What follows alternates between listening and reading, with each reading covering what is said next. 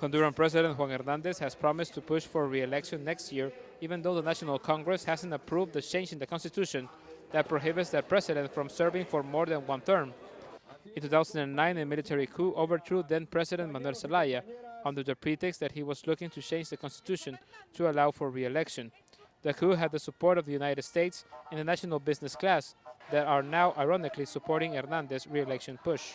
Nos damos cuenta, ¿verdad?, que la falsa moral de We can see the false morality of those in power in this country.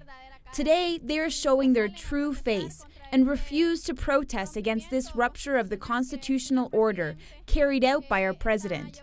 We, as youth, are against this anti-democratic action. The U.S. Embassy in Tegucigalpa has said they believe that President Juan Hernandez's move to allow re-election is legal and legitimate. This is the opposite of the position they took in 2009 when they accused then-President Zelaya of attacking the Honduran government. For lawmaker Harry Dixon, President Hernandez has been preparing his re-election since he was the president of the National Congress from 2010 to 2013, and that controlling Congress and the Supreme Court were always part of his plan. El camino viene desde hace mucho tiempo. Yo creo que desde la expulsión de aquellos 4 magistrados de la Sala Constitucional. The path to re-election began a long time ago, on December 12, 2012, when 4 Supreme Court judges were expelled.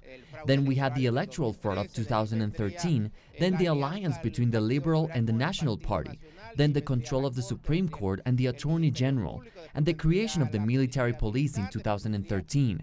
The buy-in of opposition lawmakers, and we have to come to this point where he is about to accept re-election. Now the only thing left are the armed forces, and we will see the reaction of the people, if they are willing to accept it, or if they're willing to fight against this illegality of presidential re-election.